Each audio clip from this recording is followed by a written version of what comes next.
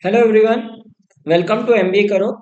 This is a must-watch video for all aspirants who are targeting MICAT.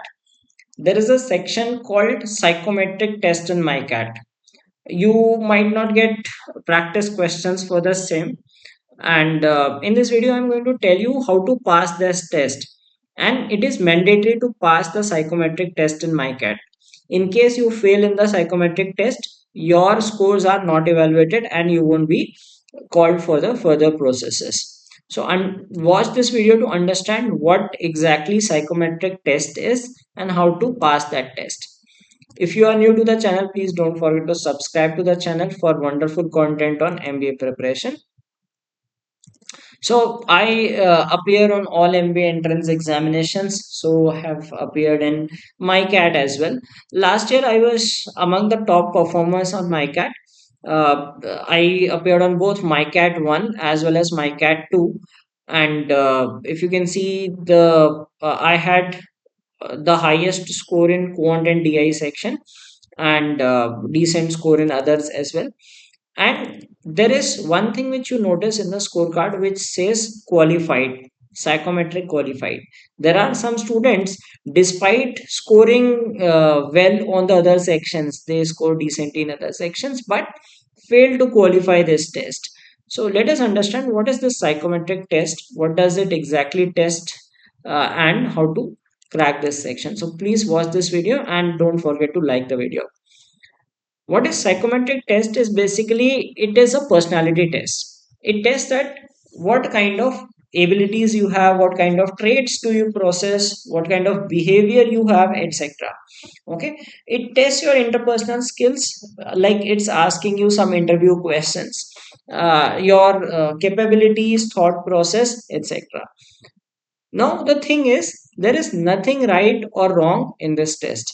Okay, uh, there is people think that okay, if I answer like this is wrong. If I answer the other way right, that is right. So people fall in a dilemma which one to answer. So just be natural, answer all the questions. Now there are 150 questions to be answered in 30 minutes, which means 5 questions per minute or 12 seconds. You just have 12 seconds to read the question and answer it. So you should not be lying in the answers. Whatever comes naturally to you, you should answer that. So let us understand what kind of questions do they pose and how you should be answering them. Now, out of 150 questions, most of the questions have ordinal options. Ordinal in the sense the options will be like totally agree, strongly agree, somewhat agree. Okay, then you have similarly somewhat disagree, strongly disagree, totally disagree. So it has a scale of 1 to 8, right? Starting from one end to other end. Okay, and there are about last year out of 150 there were 117 of them, so around 115 to 120 questions of this type. Then the second is binary options. What is meant by binary options is true or false. So they will give you a situation and ask whether it is true or false. Okay. Now, around 30 to 35 questions on this theme as well. Let us understand these questions. What these questions actually are. You must be wondering कि ये तो बता दिया इस तरह के question आते हैं कैसे होते हैं. How do the questions look and how you should be answering them. Now, as I already told you that there is nothing right or wrong answer in this section. There is no negative marking also. Okay, so don't feel कि ये कोई aptitude test है गलत हो जाएगा सही नहीं होगा at all. It is about your consistency. Okay, so if you have answered something at one place, you should answer with uh, the same thing at some other place also. So what will happen is they will throw a question. Let us say question number 1 is something. Now question number 35 may be of the same theme. Now they test that whether you answered previously and this time your answers match or not. If there is a large deviation, then your consistency falls, and if your consistency is not maintained, then you might be disqualified. So there are 150 questions. You need to answer all the questions. They do not say that you are disqualified on not answering. They say that the questions are mandatory. So you should try to attempt at least 130 to 140 questions. if not all 150. See, there is nothing right or wrong. You should not worry about that. Just mark the answer, whatever comes to your mind, read fast, answer them, and move on. Now, let us see examples as to what consistency means. Okay, suppose, as I said, that the same kind of question in some other form. This is actual question from last year. Okay, now there is a question which says you prefer to work alone, and the second, like question number 45 says you are excited when you get a team project. Okay, now suppose you think that no, if I answer I prefer to work alone, they will reject me, they think that I am not a team player. Okay, so suppose you pick strongly disagree in this question, right? You pick strongly disagree, I do not prefer to work alone. Okay, now you have projected yourself as a team player. Okay, there is right that you picked yourself as a team player. Now when this question comes, you are excited when you get a team project.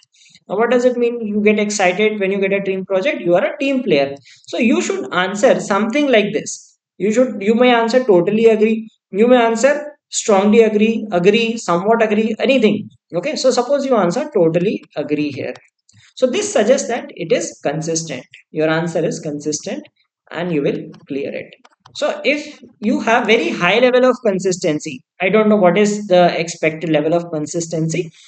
If you maintain a certain level of consistency, you pass the test, otherwise you fail the test. Now I will give you example what is inconsistency. You prefer to work alone. Okay, so you said, okay, I agree that I prefer to work alone. Okay, now you are excited when you get a team project. I say that I strongly agree. Now this is inconsistency. In one case you are saying that love to work alone. In the second case you are saying that you love to work in a team. So you need to be consistent with your answers. It can be anything. See, if you say that you prefer to work alone, suppose you choose agree here, and you are excited when you get a team project, you say that somewhat disagree. That also will do. So this was strong disagree. This is somewhat disagree. So even if you choose somewhat disagree, it will be consistent because it shows that you prefer to work alone than to work in a team. You are not very excited when you work in a team. So this means your answers are consistent. So you need to maintain consistency over the answers. So be honest. There is nothing right. There is nothing wrong. It is perfectly fine that if you love to work alone, okay, it is perfectly fine that you are a team player. There is nothing right or wrong in this. Another example to make you understand better, like first question, like let's say question number 4 says I find it difficult to motivate myself. Question 33 says I'm a self starter. Now you might be a person who is self motivated, and you might be a person who needs motivation. Okay, so both cases are possible. So or let's say you pick totally agree on this, that I find it difficult to motivate myself, and then in this question number 33 you picked strongly agree. Now this is inconsistent, so this will not work because you are saying that I do not get motivated very easily. And in some other question, you are saying that I get motivated very easily. Or I am a self motivated person. Now, these are inconsistent answers. So, you need to maintain the consistency in the answers. That's it. Okay. So, it is not necessary that if you're choosing totally agree, you have to choose totally disagree with the opposite question. Okay. Not necessary. यहाँ पे हमने totally agree कर लिया. It is not necessary that you pick totally disagree. You can also pick disagree in this. Okay, that will also work because you are answering the opposite way. It should not be on the, like if the questions are opposite, that should not be in the answer, should not be in the same alignment. And there are a few more questions. Then like you have questions like true and false. Okay, true and false are even simpler in that case. Now I speak my mind, I think twice before I speak. Now these questions will be far apart, like there will be some question. Now these are actual questions from past year. I speak my mind means what? Whatever comes to your mind, you speak it out. Okay, you do not hesitate in speaking anything. You are blunt. Okay, and this means I think twice before I speak. You think and then you speak. Right? Suppose you pick true in this, then you should speak. You should be feeling false in that. Okay, so if you put true and true both, so that does not make sense. This is inconsistency. So what you need to do is you need to minimize inconsistency. That is the objective to crack this examination. Okay, it is nothing right wrong. If your level of inconsistency goes up, they will fail you. Or if your consistency is very high, let us say in 70-80% of the cases, I do not know the exact number, but let's say in most of the cases your answers are consistent, then you pass this test. So nothing to worry about this test, very simple test, you can easily crack this. Okay, similarly, another example, I remain calm in stressful situations. I often get annoyed with people who get things wrong. So these are opposite things, and if you answer the same way, that shows inconsistency.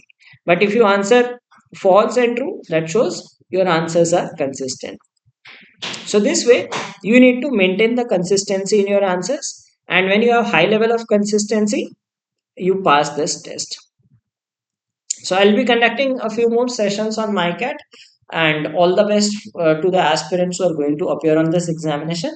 The admit card is already out. You can take a print of it and appear on this examination on 2nd of December. I will be doing the exam analysis of the same on the day of the examination.